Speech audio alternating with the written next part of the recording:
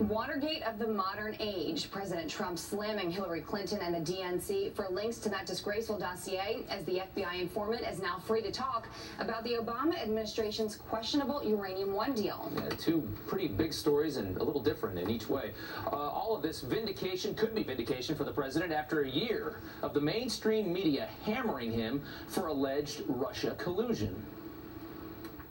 But first, we want to start with This Week in Russiagate. Russia, Russia, Russia. Tom Friedman said the election hacking is at the caliber of a Pearl Harbor or a 9/11. Do you agree with that? I completely agree with that. This cloud about collusion with Russia will hang over him no matter where he stands.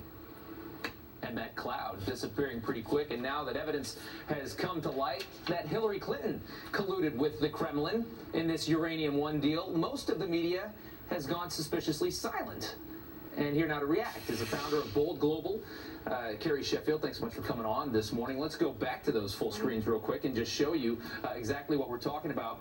We showed you, I believe, for the dossier, and the coverage there was a little bit more gracious. This is coverage of the Uranium One deal. This is the really damning thing for the Clinton campaign, and for the Obama administration, I should say, and Hillary Clinton. 8 minutes, 30 seconds on CNN. That was Anderson Cooper. 5 minutes, 50 seconds on Chris Hayes on MSNBC, to their credit. Nothing on the three major networks. This is a huge story. I mean, this is, these allegations, if they're proven true, I mean, the evidence is very strong. This is a pay-to-play scheme. I mean, this is something, I mean, this goes to the Clinton Foundation and influence peddling. This is millions of dollars put into the foundation, and then access to our uranium for Russia to build nuclear bombs. Right. I mean, it's crazy. This is the sort of bias, the fact that the media is ignoring this. This is part of why President Trump won. President Trump has been beating the drum. He is 100% right of the media bias. I mean, my alma mater, Harvard Kennedy School, recently showed that the press coverage is unprecedented in the negative direction against President Trump.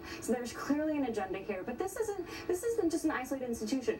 It's not just media. It's Hollywood. It's academia. It's the trifecta. I mean, even later today, the Senate is holding a hearing on campus free speech suppression. So this goes beyond just the press. But in my opinion anyway, I'm looking at the press, and I'm looking at, we are the gateway to giving information to the public, right? And we are supposed to be journalists, and we are supposed to report information that matters to them. This is a matter of national security. So how is it possible that some of these people aren't even talking about it? Well, and this goes beyond, again, yes, it's national security. The Russians, Romney in 2012 was calling out the Russians for their national security risk. Did the media care then? No. Obama mocked Romney. Did the media do anything to investigate what Romney was saying? Of course not. So again, 4 years later now, you see the same thing. This bias against any sort of conservative or Republican candidate. Yeah. And you know, I'm always one, I defend the media quite a bit, and I don't like it when the president talks about the media in some of the ways that he does.